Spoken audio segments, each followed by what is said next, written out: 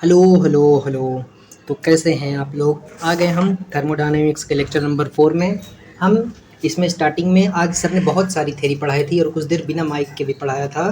तो हम थोड़ी देर इसमें थ्योरी रिवाइज करेंगे क्योंकि बहुत सारी थ्योरी है, 4 प्रोसेस है, चारों प्रोसेस की थ्योरी है, फिर उस पर क्वेश्चन है।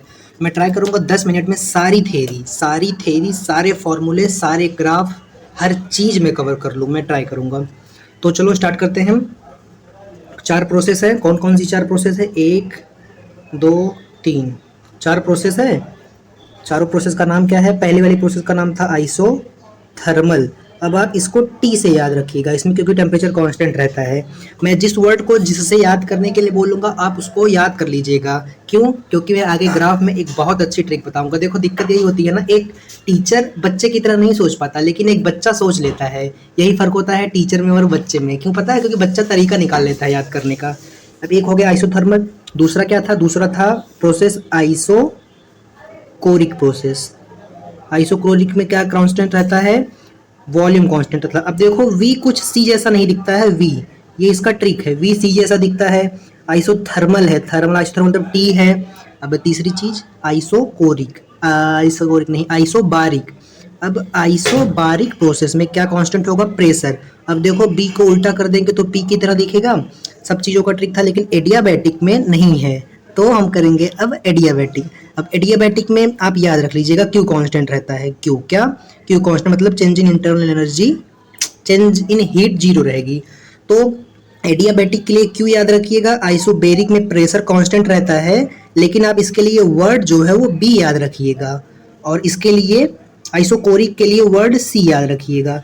इसके लिए सी, इसके लिए टी, इसके लिए सी, इसके लिए टी, इसके लिए बी, इसके लिए क्यू, ये याद रखिएगा। एडियाबैटिक के लिए वर्ड ए, क्या? ए। ठीक है, चलते हैं हम नेक्स्ट। अब देखो हम जितनी बातें हैं आइसोथर्मल की जितनी बातें हैं एक एक करके उसको लिखेंगे। अब आइसोथर्मल है, आइसोथर्मल का क्या मतलब है? आइसोथर्मल है इसका मतलब है कि टेम्परेचर कांस्टेंट है, मतलब चेंज इन टेम्परेचर कांस्टेंट है। अब टेम्परेचर कांस्टेंट है तो हमने पढ़ा है इंटरनल एनर्जी जो है डायरेक्टली प्रोपोर्शनल होती है टेम्परेचर के। तो हमारी चेंज इन इंटरनल एनर्जी या इंटरनल एनर्जी जीरो हो जाएगी। ठीक, यहाँ तक ठीक। अब हम स्टेप बाय स्टेप चलेंगे। अब चलेंगे फर्स्ट लॉ ऑफ थर्मोडायनेमिक्स। पहला लॉ क्या कर रहा है? कुछ हीट देंगे। पहला लॉ कहता है वो कुछ अपनी इंटरनल एनर्जी में बढ़ाएगा और कुछ उससे वर्क डन करेगा। हमने पैसा दिया, कुछ खर्चा किया, कुछ बचा लिया। अब ये आइसोथर्मल प्रोसेस है तो इसमें सारा का सारा बचा लेगा। इसका मतलब ये मेरा जीरो हो जाएगा। तो डायरेक्टली हम इसको डी क्यू या क्यू कुछ भी कह सकते हो, डी क्यू या क्यू कुछ भी कह सकते हो। तो क्यू इज इक्वल टू क्या हो जाएगा? W. Q is equal to W हो जाएगा। Q is equal to W हो गया। ठीक है, मतलब इसमें जो हीट देंगे वो सारी की सारी वर्क में चली जाएगी। इसका मतलब जितना पैसा देंगे सारा का सारा पैसा वो खर्चा कर डालेगा, एक भी रुपया स्टोर नहीं करेगा। मतलब अय्याश टाइप का प्रोसेस है। अब इसके आगे सिंपली अब इसका जो वर्क होता है वो आप याद रख लीजिएगा क्या होता है। केमिस्ट्री में भी पढ़े होंगे 3.303 N R T log base का 10 V2 बाई V1। या अगर इस V2 को इस वाले पार्ट को इसमें देखो P हमको पता है इनवर्सली प्रोपोर्शनल होता है V के, तो हम ऐसा लिख सकते हैं P1 बाई P2 भी लिख सकते हैं इसको। तो यहाँ से हमारा वर्क डन आ गया। अब अगर इसे नेचुरल लॉगरिथम के बेस पे होगा तो ये 2.303 हट जाएगा। N R T log base to E V2 by V1 हो जाएगा। ठीक, ये मेरा वर्क आ गया। अब यही वर्क किसके बराबर होगा? हीट के। इतनी चीज़ें क्लियर हुई। अब चलते हैं हम इसमें ग्राफ पे। ग्राफ में क्या करेंगे? देखो टेम्परेचर कांस्टेंट है, टेम्परेचर कांस्टेंट है, P V is equal to N R T होता है। अब मेरा ये कांस्टेंट है, आर कांस्टेंट होता ही है, नंबर ऑफ मोल कंटेनर में सेम रहेंगे तो P inversely proportional to V हो जाएगा। तो P one V one is equal to P two V two लिख सकते हैं। और P और V का ग्राफ जो है वो ऐसे रेक्टेंगुलर हाइपरबोला जैसा हो जाएगा, ऐसा वाला। ठीक, अब क्या और क्या बताना है? अब देखो किसी चीज़ का स्लोप क्या होता है, तो इस जो ग्राफ है आइसोथर्मल का उसकी स्लोप हो जाएगी minus D P by D V हो जाएगी। मतलब चेंज इन प्रेशर जो y एक्सेस पे है और जो x एक्सेस पर है, ये y एक्सेस पे है, तो ये इसका D P by D V जो है स्लोप हो जाएगी। अब इसका पार्शियल डिफरेंशिएशन करके भी निकाल सकते हो। आगे चलते हैं हम अगले क्वेश्चन पर नहीं यार, आदत पड़ गई है अगला क्वेश्चन बोलने की, ठीक है। और दूसरी बात, एक और बात, आइसोथर्मल प्रोसेस जो होती है कैसी प्रोसेस होती है, ये एक स्लो प्रोसेस है। अब स्लो है तो इसीलिए ये रिवर्सिबल हो जाएगी, ठीक। स्लो प्रोसेस है, रिवर्सिबल प्रोसेस है। इतनी चीजें आपको क्लियर हो गई, क्लियर हो गई। अब एक चीज और, अब इसमें देखो टेम्परेचर कांस्टेंट है, चेंज इन टेम्परेचर जीरो है, तो हम लोग एक बात और लिख सकते हैं। हमने क्या पढ़ा था, molar specific heat is equal to increase in temperature, amount of heat required to raise the temperature per unit mole per unit temperature. अब यहाँ पर जो टेम्परेचर है वो जीरो है, तो जो हमारा मोलर स्पेसिफिक होगा वो इनफाइनाइट हो जाएगा। सर ने ये मेडिजी में बात लिखी है, शायद क्लास में बताना भूल गए, हो सकता है आगे बताएं। आगे चलते हैं हम अगले पार्ट पर, आइसोकोरिक प्रोसेस। अब आइसोकोरिक प्रोसेस कैसे करेंगे, आइसोकोरिक प्रोसेस में क्या है, आइसोकोरिक प्रोसेस की बात कर रहे हैं। आइसोकोरिक है, कोरिक मतलब सी वाला पार्ट ध्यान रखना, और इसको सी से ही याद रखना। आइसोकोरिक है, सी वी की तरह दिखता है। ये मैं वर्ड सी बार बार क्यों कह रहा हूँ, इसको सी इसको टी से आगे पता चल जाएगा इसी लेक्चर में। तो आइसोकोरिक में मेरा वॉल्यूम कांस्टेंट होगा, जब मेरा वॉल्यूम कांस्टेंट हो गया तो वर्क डन क्या होता है, पी इंटू डेल्टा वी। तो मेरा जब ये जीरो हो गया तो मेरा वर्क डन जीरो हो जाएगा। ओके, अब फर्स्ट लॉ लिख देते हैं थर्मोडायनेमिक का, कुछ पैसा देंगे वो पैसा कुछ बचा के रखेगा और कुछ वर्क करेगा, ठीक। कुछ पैसा बचा के रखेगा, खर्चा करेगा। यहाँ पर खर्चा जीरो कर रहा है, इसका क्या मतलब, इसका मतलब जो डी क्यू है वो किसके बराबर हो जाएगा, डी यू के। मतलब जितना हीट देंगे वो सारा का सारा स्टोर कर लेगा, जितना पैसा देंगे सब बचा लेगा। बहुत कंजूस प्रोसेस है ये, ठीक। अब इसके हम ग्राफ वाले पार्ट पर चलते हैं। ग्राफ वाला पार्ट क्या होगा, P V is equal to N R T, इसको ये भी बोलते हैं यार, क्या बोलते हैं, गे लुसेक लॉ, गे लुसेक लॉ भी बोलते हैं, समझ लीजिएगा। P V is equal to N R T होता है, ठीक ठीक। मेरा ये कांस्टेंट है, एन और कांस्टेंट होता ही है, तो P directly proportional to T हो गया, तो मैं P one by P two is equal to T one by T two लिख सकता हूँ। अब पी और टी के बीच ग्राफ बना लेते हैं, ये पी है ये टी है, या फिर टी यहाँ रखो या पी यहाँ रखो, इसका जो ग्राफ है वो डायरेक्टली प्रोपोर्शनल है, मतलब यहाँ से जाएगा, लेकिन डायरेक्टली इसको कट नहीं करेगा, ऐसे ऐसे करके जाएगा और फिर ऐसे सीधा होगा। तो ये आइसोकोरिक कर्व है, ठीक। आगे चलते हैं हम। अब क्या, अब देखो इसका जो स्लोप है, स्लोप क्या होती है, dp बाई डी टी हो जाएगी इसकी स्लोप, ये होती है इसकी स्लोप। अब इसकी स्लोप वॉल्यूम के कैसे रिलेटेड है, इससे देखेंगे। पीवी में p is equal to N R T upon V लिख सकते हैं, तो ये y बराबर M X plus C, Y intercept zero है तो m जो है वो इसके बराबर हो गया, इसके बराबर हो गया ना। ये x है जो चेंज हो रहा है, तो जो स्लोप होगी इसकी वो इनवर्सली प्रोपोर्शनल होगी वॉल्यूम के। इसका कुछ खास मतलब नहीं है, मास्टर से आंसर निकल जाएगा, बस ये चीज़ याद रहनी चाहिए और कुछ नहीं। अब इसमें मेरा क्या जीरो है, इसमें मेरा वर्क डन जीरो है, वर्क डन मतलब खर्चा जो है वो मेरा जीरो है। तो मैं लिख सकता हूँ, ये कांस्टेंट वॉल्यूम पे प्रोसेस हो रही है, वी कांस्टेंट है, तो कांस्टेंट वॉल्यूम पे हम लोग सीवी डिफाइन करते हैं। सीवी क्या होती है, एनसीपी, एक सेकेंड, सीवी क्या होती है, हीट जो होती है कांस्टेंट वॉल्यूम पे सीवी डिफाइन करते हैं, तो हम यहाँ डायरेक्ट सीवी लिख सकते हैं, delta U is equal to N C V delta T. ये बात आप याद रख लीजिएगा, केमिस्ट्री में तो पढ़े ही होंगे, केमिस्ट्री में पढ़े होंगे कि नहीं, पढ़े हैं, तो ये बात याद रखिएगा। ये आइसोकोरिक के लिए है जब कांस्टेंट वॉल्यूम है। आगे चलते हैं, कुछ छूट तो नहीं रहा है इसमें, ग्राफ हो गया, हाँ सब हो गया। आगे चलते हैं हम कौन से वाली प्रोसेस पर, अगली प्रोसेस आइसोबारिक प्रोसेस। आइसोबारिक को बी से याद रखना है, जिसमें प्रेशर कांस्टेंट रहता है, ये देखो उल्टा है।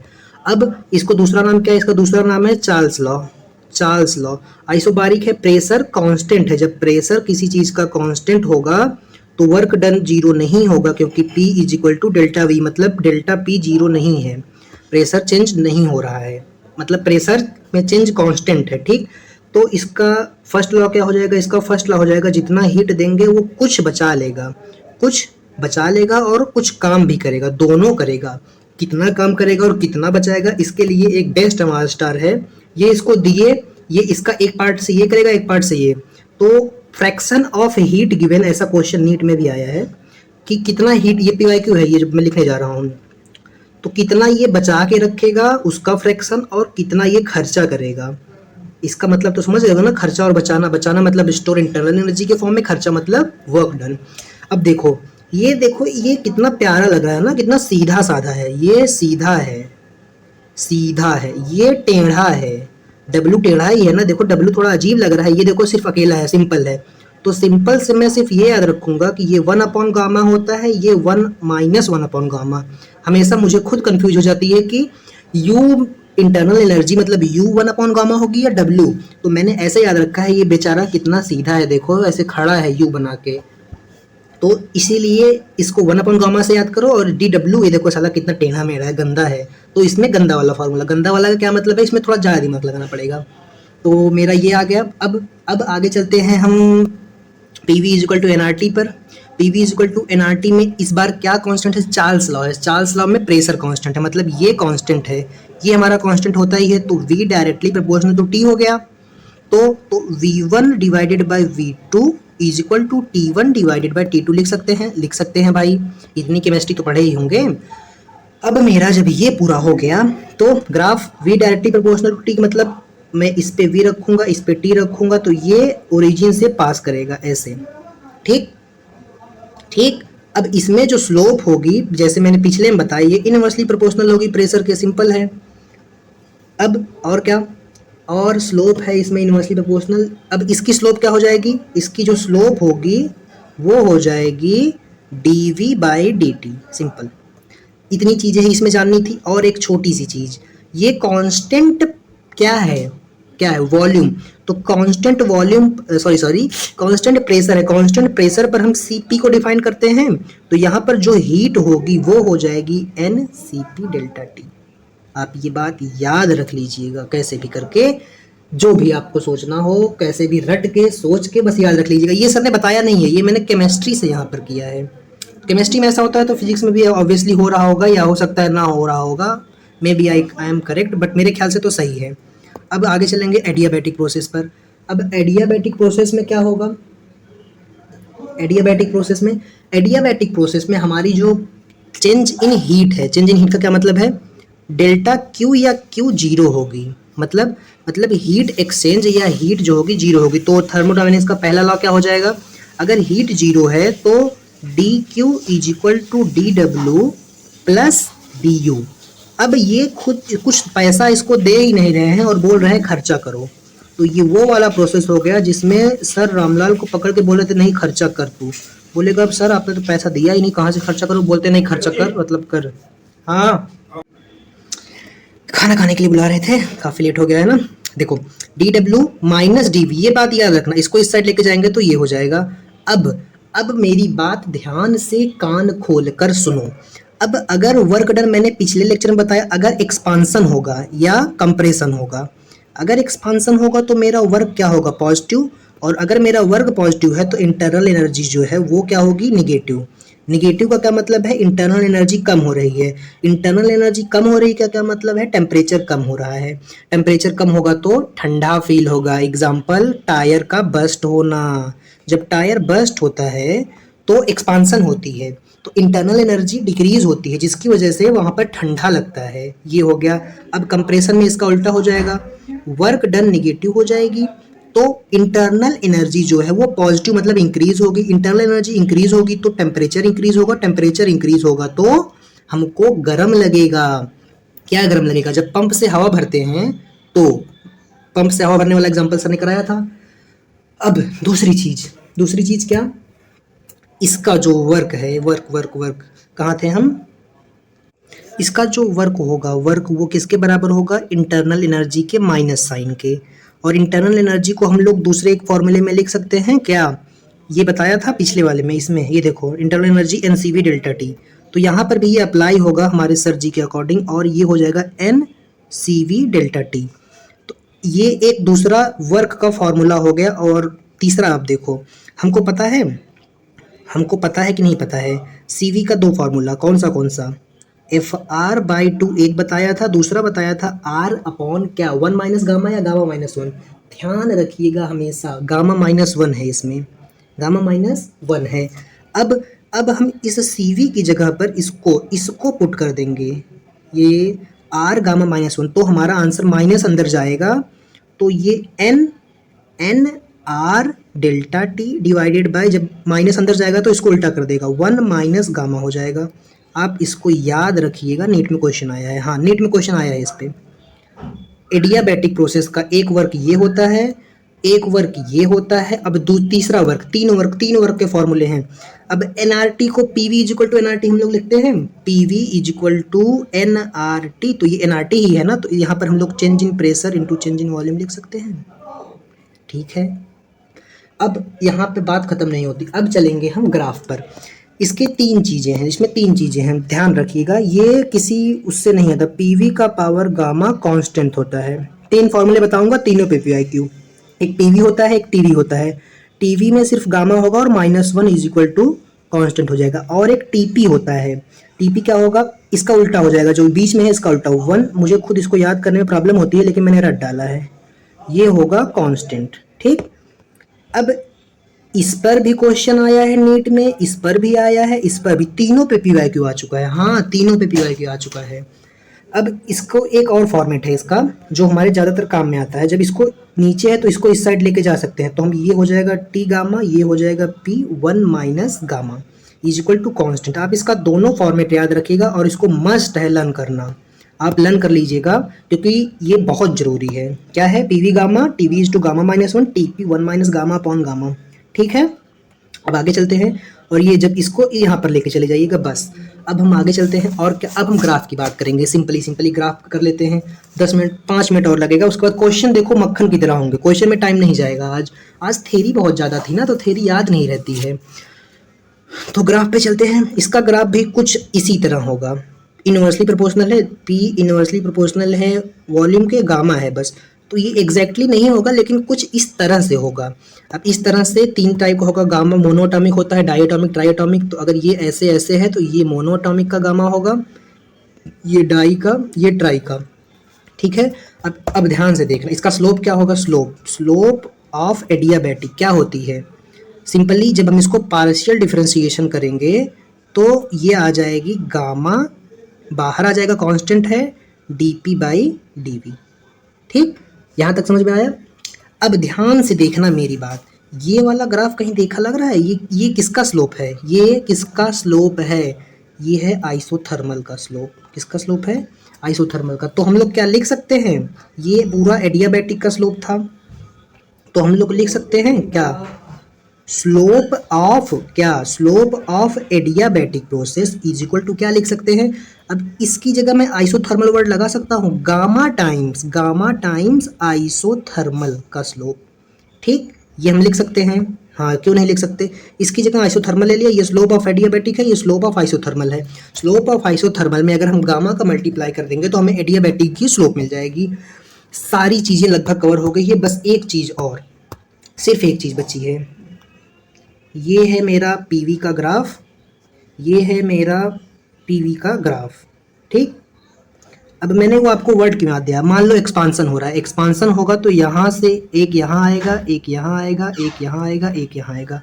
अगर कंप्रेशन होगा तो एक यहाँ आएगा, एक यहाँ आएगा, एक यहाँ आएगा। ये मेरा हो रहा है एक्सपांसन और ये मेरा हो रहा है कंप्रेशन। तो एक ऐसे ग्राफ बनाओ, एक ऐसे। अब आपको हमेशा कन्फ्यूजन होगी, एज अ स्टूडेंट मुझे भी होती है। अब सर हमेशा पढ़ाते हैं तो उनको याद हो जाता है, तो मैंने आपको कुछ याद कराया था। देखो ये वाली लाइन जो है, ये इस पर क्या कांस्टेंट है, वॉल्यूम कांस्टेंट है। तो वॉल्यूम कांस्टेंट v किसकी तरह दिखता है, c की तरह। तो मैंने इसको c बोला था, याद करो।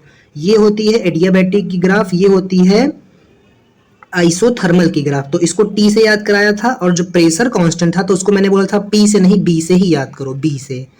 तो मैंने ऐसा क्यों याद कराया था, अब आपको समझ में आएगा। कैसे, ऐसे। ये है क्या बन गया, कैट, CAT। कैट को क्या कहते हैं, कैट को हिंदी में क्या कहते हैं, बिल्ली कहते हैं, बिल्ली। कैट को हिंदी में बिल्ली कहते हैं। तो आप कैट से स्टार्ट करिएगा, ये सब पहचान जाते हैं, ये इसमें दिक्कत होती है। तो CAT कैट। अब एक्सपांसन वाला तो याद हो जाता है, इसमें वर्क डन किसका सबसे ज़्यादा होगा, आइसोबेरिक का। तो work done in isobaric process सबसे ज़्यादा होगा, फिर वर्क डन इन आइसोथर्मल होगा, फिर वर्क डन इन एडियाबैटिक होगा, और सबसे कम वर्क डन आइसोकोरिक में होगा। अब दूसरा वाला ग्राफ, अब देखो सेम चीज़ फॉलो करनी है। देखो अब ये इस लाइन पर क्या कांस्टेंट है, इस लाइन पर मेरा वॉल्यूम कांस्टेंट है। वॉल्यूम कांस्टेंट तो मैंने इसके लिए वर्ड c बोला था याद करने के लिए, वॉल्यूम VC जैसा दिखता है। अब सीधा कैट आप लिख दो, आपको दिमाग लगाने की जरूरत ही नहीं है कि कैसे उल्टा करेंगे कैसे पलटा। ये इस पे क्या कांस्टेंट है, प्रेशर, तो इसको हम बी से लिखे थे, आइसोबेरिक प्रोसेस है। ठीक, तो देखो फिर से इस साइड से यहां से आओ, सी से ए से टी, तो ये भी बन गया मेरा कैट, और कैट को हिंदी में क्या कहते हैं, बिल्ली। तो यहाँ पर देखो सबसे ज्यादा एरिया कौन से वाले ग्राफ का है, यहाँ पर सबसे ज्यादा एरिया इसका था, यहाँ पर सबसे ज्यादा एरिया किसका है, यहाँ पर सबसे ज्यादा एरिया किसका है बताओ, यहाँ पर सबसे ज्यादा एरिया आइसोबेरिक का था, उससे कम आइसोथर्मल का था, उससे कम एडियाबैटिक का था, इसीलिए वर्क डन ये आया। अब इसमें सबसे ज्यादा एरिया जो है वो एडियाबैटिक का है, उसके बाद जो एरिया है वो आइसोथर्मल का है, उसके बाद एरिया जो है आइसोबेरिक का है, उसके बाद एरिया आइसोकोरिक का है। तो ये होता है कंप्रेशन और एक्सपांसन में ग्राफ का डिफरेंस। ठीक, तो ये आप कैट बी से याद रखिएगा, नीट PYQ रिसेंट में क्वेश्चन आया था, रिसेंट में, हाँ पिछले 1-2 साल, पिछले साल या इसी साल आया था क्वेश्चन इस ये वाले ग्राफ से। तो मैंने ऐसे याद किया था, 2 मिनट मेरा हो गया था। एक्सपांसन, कैट को बिल्ली कहते हैं, कैट से स्टार्ट करना बिल्ली तक जाना। चलते हैं अब हम क्वेश्चंस पे, टाइम ज़्यादा हो गया है, अब फटाफट क्वेश्चन करेंगे, 2-2 मिनट में क्वेश्चन हो जाएंगे। अब देखो पीटी का ग्राफ दिया है जो वॉल्यूम से नहीं जा रहा है, तो हमको बताना है इसमें क्या, इसमें बताना है कि देखो ये आइसोकोरिक कर्व नहीं है, जब आइसोकोरिक कर्व नहीं है तो वॉल्यूम कांस्टेंट नहीं होगी। अब प्रेशर डायरेक्टली प्रोपोर्शनल टेम्परेचर के तब होता अगर ये आइसोकोरिक कर्व होता, तो ये भी नहीं होगा। ये लीनियरली वेरी कर रहा है, हाँ जैसे जैसे प्रेशर बढ़ा टेम्परेचर बढ़ा, लेकिन डायरेक्ट जरूरी नहीं है कि प्रेशर अगर डायरेक्टली प्रोपोर्शनल टेम्परेचर और प्रेशर इस लीनियरली वेरिंग टेम्परेचर दोनों सेम बात हो, गलत, ये अलग अलग बात है। तो बी हो जाएगा और डी हो जाएगा, ये वाला आंसर होगा। वॉल्यूम वेरिएबल है और प्रेशर और टेम्परेचर अलग है। इसको ऐसे भी कर सकते हैं, अगर हम यहाँ से ग्राफ बनाते पीटी का, तो एक यहाँ से बनाओ, एक यहाँ से बनाओ, एक यहाँ से बनाओ, तो ये सब जगह हर पॉइंट पर V होता, तो यहाँ पर V1 है, यहाँ पर V2 है, यहाँ पर V3 है। तो क्या इसका क्या कहने का मतलब है, V directly proportional to T होता है। मैंने एक लाइन बना के प्रेशर कांस्टेंट कर दी, तो ये V1 छोटा है, V2 pressure directly proportional to temperature है। तो जिसका प्रेशर ज़्यादा, एक सेकंड क्या कर रहा हूँ मैं, volume directly proportional to temperature, जिसका टेम्परेचर ज़्यादा उसका प्रेशर ज़्यादा। ये T1 है, ये T2 है, ये T3 है। हाँ, तो इससे हम इसको गेस कर सकते हैं, V1 ग्रेटर है, V2 एक सेकंड, V1 लेसर है, V2 उससे छोटा है, V3 उससे बड़ा है। तो इसका क्या मतलब, इसका ये मतलब हुआ कि टेम्परेचर जो है वो वॉल्यूम यहाँ से यहाँ बढ़ रहा है, तो वॉल्यूम इसलिए वेरिएबल हो जाएगा, इसलिए आंसर 4th हो जाएगा। आगे चलते हैं अगले क्वेश्चन पर। अब लीनियरली वेरी करना और डायरेक्टली प्रोपोर्शनल होने में क्या डिफरेंस होता है, सर ने यहाँ से बताया था। बोल रहे हैं अगर फ्रीक्वेंसी ऑफ फोटोन डबल कर रहा हूँ, फ्रीक्वेंसी को मैं अगर डबल कर रहा हूँ तो काइनेटिक एनर्जी डबल होगी, डबल से कम होगी या डबल से ज़्यादा, 3 ऑप्शन है।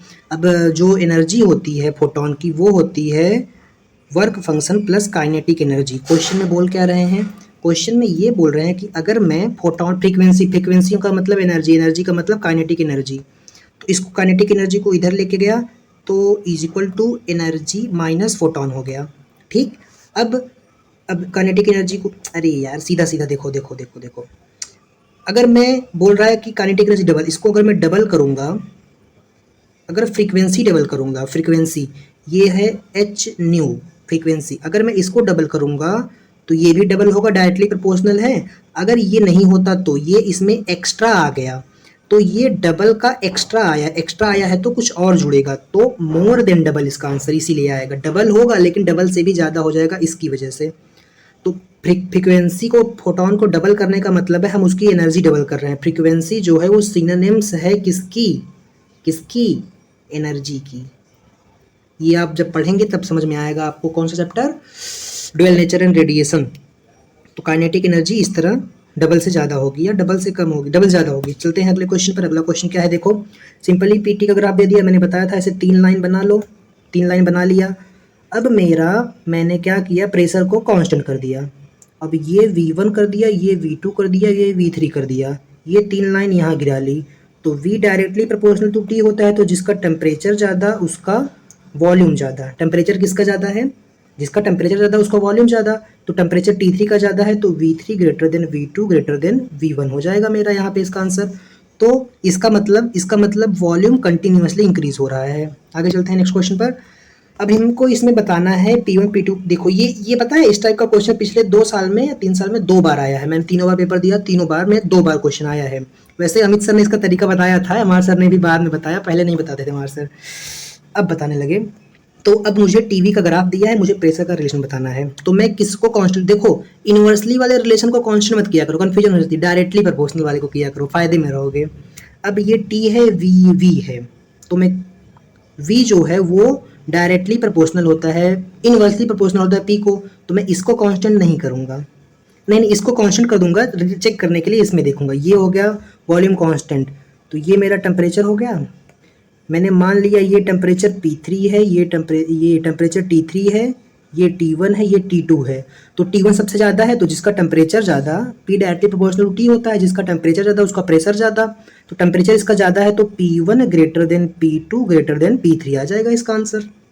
ठीक है, मतलब ये वाला। चलते हैं अगले क्वेश्चन पर। अगला क्वेश्चन है डाई एटॉमिक गैस है, एक डाई एटॉमिक गैस है, कांस्टेंट। देखो आ गया ना वो एडियाबैटिक में फ्रैक्शन बताया था ना। क्या पूछ रहा है मुझे, ये पूछ रहा है what fraction of heat given used to increase internal energy. ये सीधा वाला है या टेढ़ा वाला है भाई? ये सीधा वाला है। सीधा वाला का मतलब 1/गामा। मोनोएटॉमिक डाई एटॉमिक के लिए गामा रटा होना चाहिए, नहीं रटा है तो 1+2/f रटा होना चाहिए। f जो होता है डाई एटॉमिक के लिए 5 होता है, तो 1+2/5 इसको करेंगे तो आंसर हो जाएगा 5/7। तो हम लोग यहाँ पर 1/5/7 करेंगे तो 7 ऊपर चला जाएगा, यहाँ पर 5/7 करेंगे ये ऐसे ऊपर चला जाएगा, तो ये हो जाएगा 7/5। 5/7 ऑप्शन में नहीं था, वैसे आंसर आ जाता। PYQ है भाई, बता देता हूँ अभी, ये PYQ है। आगे चलते हैं अगले क्वेश्चन पर। अब देखो एक ग्राफ दिया गया है, ये अगर एक्सपांसन का है, सर ने इसमें बताया नहीं था इसीलिए नन आ जाएगा, क्योंकि क्वेश्चन में बताया नहीं था कि एक्सपांसन है या कंप्रेशन है। एक्सपांसन का है तो सबसे ज़्यादा वर्क इसमें होगी, मतलब आइसोबेरिक में होगी, अगर एक्सपांसन का है तो। अगर नहीं बताया है तो हमको नन ऑप्शन में जवाब देना है। अब मुझे रेशियो बतानी है स्लोप की एडियाबैटिक की। क्या होती है slope? Slope of adiabatic, slope of adiabatic होती है gamma times of slope of isothermal. Theory में बता दिया था। तो इसका क्या मतलब, रेशियो ऑफ स्लोप, मतलब पहले एडियाबैटिक की स्लोप बाद में आइसोथर्मल की स्लोप, मतलब एडियाबैटिक डिवाइडेड बाय आइसोथर्मल। तो सीधा सीधा गामा/1 आ गया, मतलब ये वाली ऑप्शन। इसको इस साइड लेके आओ तो ये आइसोथर्मल की स्लोप हो जाएगी, तो गामा/1 मेरा आंसर हो जाएगा। चलते हैं अगले क्वेश्चन पर।